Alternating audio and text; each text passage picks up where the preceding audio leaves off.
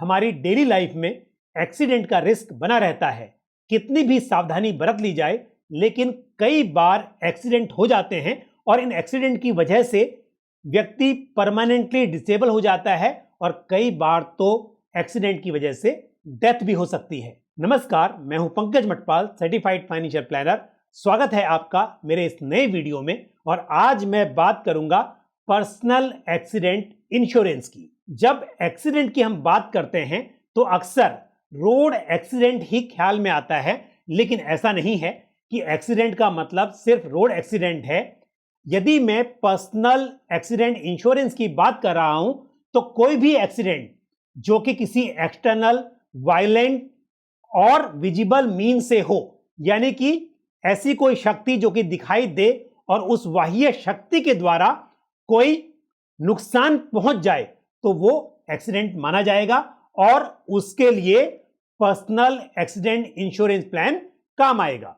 यदि फैमिली में एक अर्निंग मेंबर की डेथ हो जाए तो ये फैमिली के लिए इमोशनल लॉस के साथ साथ फाइनेंशियल लॉस भी हो सकता है। लेकिन यदि कोई व्यक्ति परमानेंटली डिसेबल्ड हो जाए तो ये फैमिली के लिए नहीं, बल्कि उस व्यक्ति के लिए, खुद के लिए भी एक बड़ा फाइनेंशियल लॉस होगा।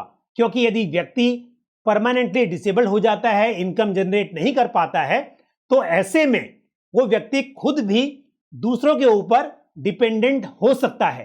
तो ऐसे में ऐसा कोई प्रोविजन या ऐसी कोई प्लानिंग हो कि यदि व्यक्ति परमानेंट डिसेबल्ड हो जाए या फिर एक्सीडेंट की वजह से उसकी मृत्यु हो जाए, तो ऐसे में फैमिली को या उस व्यक्ति को फाइनेंशियल लॉस ना हो या उसकी भरपाई हो सके।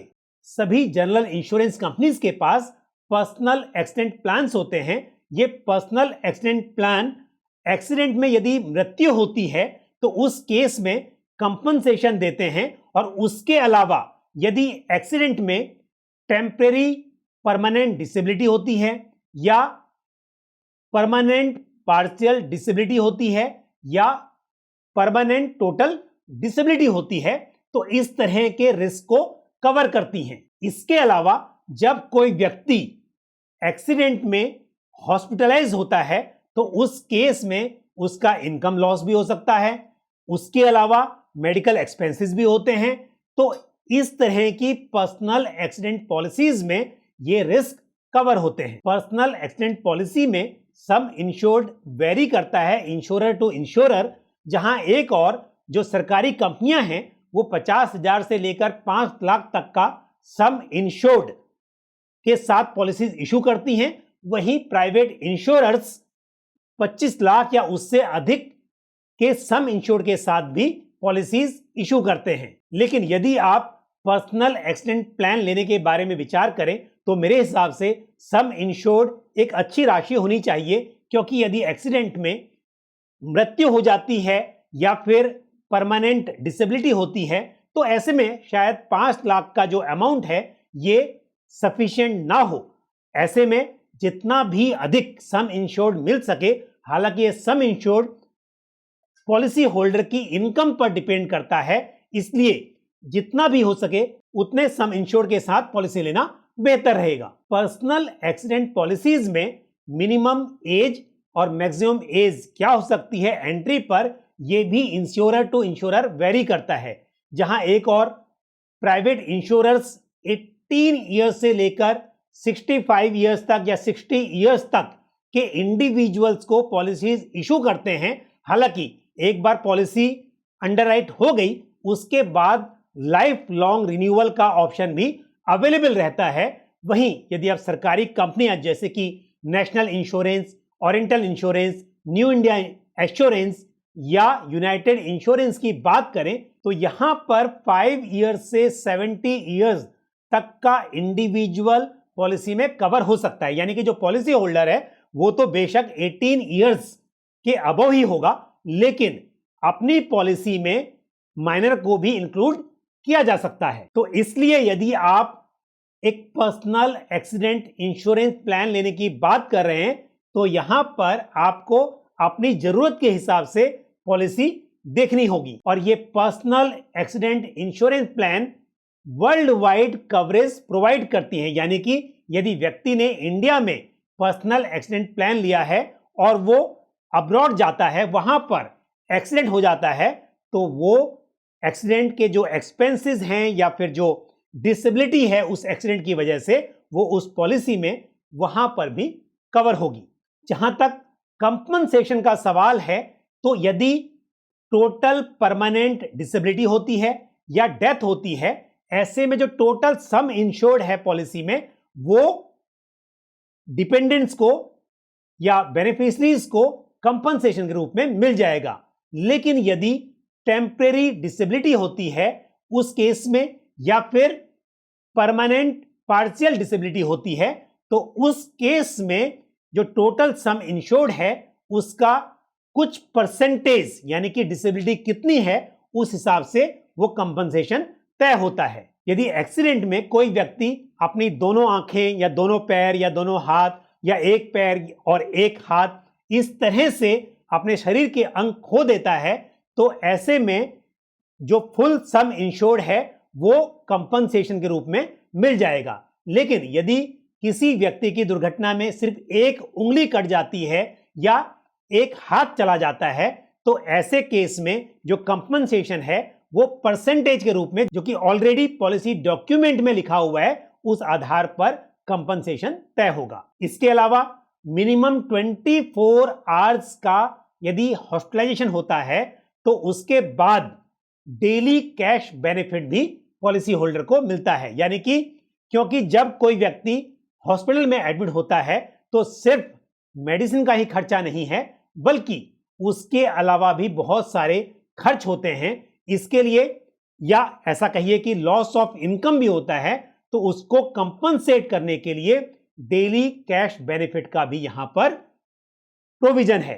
और जैसा कि मैंने अभी जिक्र किया मेडिकल एक्सपेंसेस का, इसके लिए कुछ एक्स्ट्रा प्रीमियम आपको भरना होगा, यानी कि ये ऑप्शनल फीचर है। लेकिन यदि ये ऑप्शनल फीचर लिया जाता है तो जो मेडिकल एक्सपेंसेस होते हैं ट्रीटमेंट के लिए हॉस्पिटलाइजेशन के वक्त, वो भी खर्चे इंश्योरेंस से कंपनसेशन के रूप में मिल जाएंगे। अब बात करते हैं पर्सनल एक्सीडेंट पॉलिसीज में एक्सक्लूजन की, यानी कि ऐसी कौन सी दुर्घटनाएं होंगी जो कि इस तरह की पॉलिसीज में कवर नहीं होंगी। तो सेल्फ इंजुरीज, यानी कि यदि कोई व्यक्ति खुद अपने आप को चोट पहुंचाता है या सुसाइड करने का प्रयत्न करता है या सुसाइड कर लेता है, या फिर कोई व्यक्ति यदि कोई स्पोर्ट्स में पार्टिसिपेट करता है जो कि मतलब एडवेंचरस स्पोर्ट्स हैं, चाहे पैराग्लाइडिंग हो या फिर हॉट बलून में लोग ट्रेवल करते हैं, या फेयर पेइंग पैसेंजर के अलावा, यानी कि खुद का टिकट लेकर यदि आप फ्लाइट में ट्रेवल करते हैं, वो तो यदि उसमें एक्सीडेंट होता है तो कवर होगा।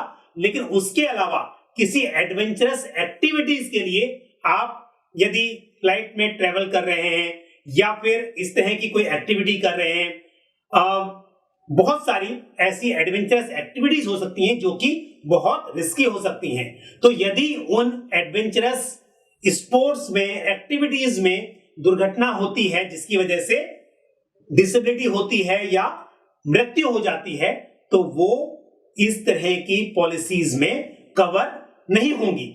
और साथ ही यदि किसी वॉर में, चाहे वो डिक्लेयर्ड हो या अनडिक्लेयर्ड वॉर हो, उसमें यदि कोई दुर्घटना होती है, वो भी पर्सनल एक्सीडेंट पॉलिसी के अंदर कवर नहीं होती है। और साथ ही जब कोई दुर्घटना होती है तो उसके विद इन 1 मंथ यदि वो व्यक्ति हॉस्पिटलाइज होता है या जो परमानेंट डिसेबिलिटी है वो विद इन 1 मंथ तय होती है, यानी कि डॉक्टर बोल देता है कि अब ये परमानेंट डिसेबिलिटी हो गई है जो कि ट्रीटमेंट से रिकवर नहीं हो सकती, तभी वो उस एक्सीडेंट की वजह से हुई डिसेबिलिटी मानी जाएगी। लेकिन यदि किसी व्यक्ति को बहुत महीनों बाद, सालों के बाद ये एहसास होता है कि उस एक्सीडेंट की वजह से ये डिसेबिलिटी हुई है, तो फिर वो पॉलिसी में कवर नहीं होगी। और एक बार यदि किसी एक एलिमेंट के लिए या एक दुर्घटना के लिए कवर ले लिया जाता है, मान लीजिए कि एक बार एक्सीडेंट हो गया और उसमें उस व्यक्ति का एक हाथ डिसेबल हो गया, कंपनसेशन मिल गया, और उसके बाद यदि फिर से ऐसा पता चलता है कि दूसरा हाथ भी जो है वो डिसेबल हो गया लेकिन काफी समय के बाद, तो फिर पॉलिसी में उसके लिए कवर नहीं लिया जा सकता, यानी कि फिर से क्लेम नहीं किया जा सकता। यानी कि एक बार पॉलिसी में क्लेम लेने के बाद पॉलिसी के जो फीचर हैं वो सीज हो जाते हैं और फिर पॉलिसी में बार बार क्लेम नहीं लिया जा सकता। तो अब यहां पर यदि मैं कुछ पॉलिसीज का जिक्र करूं तो ऐसे में स्टार हेल्थ की एक्सीडेंट केयर इंडिविजुअल इंश्योरेंस या फिर फैमिली एक्सीडेंट केयर इंश्योरेंस या आईसीआईसीआई लोम्बार्ड की personal accident insurance policy consider की जा सकती है। मुझे उम्मीद है ये जानकारी आपको पसंद आई होगी। इस वीडियो को बनाने का सुझाव मुझे मेरे एक रेगुलर व्यूअर बप्पा साहब ने दिया था। तो इसी तरह से आप भी मेरे वीडियोस पर कमेंट करके अपने सुझाव पोस्ट करते रहिए और आप बताइए कि आप किस तरह के या किस सब्जेक्ट पर मुझसे जानकारी हासिल करना चाहते हैं। और यदि आपको वीडियो पसंद आया हो तो वीडियो को लाइक करें और साथ ही इसको अधिक से अधिक शेयर भी करें।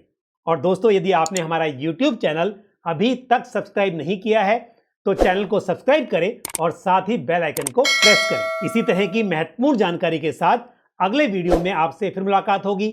अपना ख्याल रखिए। Thank you. जय हिंद।